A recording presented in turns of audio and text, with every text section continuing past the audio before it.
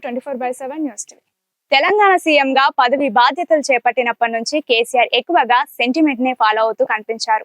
ఆయన lucky number 6 కావడంతో ఏ పని తలపెట్టినా 6 నంబర్ కలిసి వచ్చేలా కార్యక్రమాలను నిర్వహిస్తూ వచ్చేవారు. ఆయన కారు నంబర్ కూడా అన్ని కలిపితే 6 అంకె వస్తుంది. జిల్లాల సంఖ్య పెంచినప్పుడు కూడా 10 ఉమ్మడి జిల్లాలను 33 జిల్లాలుగా ప్రకటించారు. 3+3 కలిపితే 6. ఇదే సెంటిమెంట్ తో సారు కారు 16 అంటూ పార్లమెంట్ ఎన్నికలలోనూ సక్సెస్ సాధించారు.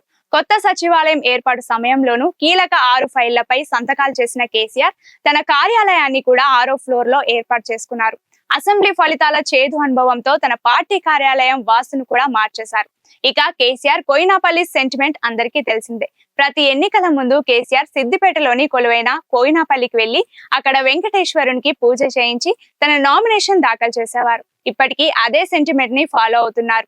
ఏ కార్యక్రమానికి వెళ్దాం అనుకున్నా కూడా చేతి భుజానికి దట్టి కట్టించుకొని వెళ్లడం కూడా ఆనవాయితీగా వస్తోంది.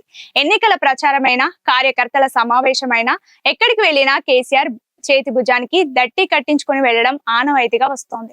మొన్నటి అసెంబ్లీ ఎన్నికల తర్వాత ఘోర ఓటమిని చవిచూసిన కేసీఆర్ కు ఈ మధ్య ఏ ఒక్కటి కలిసి రావడం లేదు.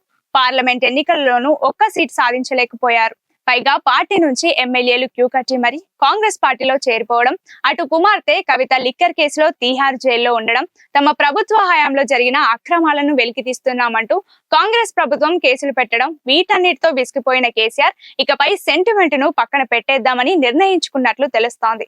అసెంబ్లీ సమావేశాలకు తొలిసారి ప్రతిపక్ష నేత హోదాలో అడుగుపెట్టారు కేసీఆర్. అయితే చేతికి మాత్రం ఎప్పటిలాగానే దట్టి లేదు. సెంటిమెంట్ ప్రకారం పోతుంటే అన్ని రివర్స్ అవుతున్నాయి ఈ మధ్య. పాత సచివాలయానికి సైతం వాస్తు ప్రకారం బాగుండకపోవడంతో పాత సచివాలయం వాస్తు మార్పులతో రెండోసారి అధికారంలోకి వచ్చారు కేసీఆర్.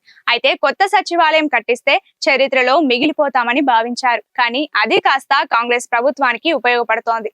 ఇలా వరుసగా తనకి అపశకునాలు కలగడంతో సెంటిమెంట్ పైనే విరక్తి పెంచుకున్నట్లు సమాచారం.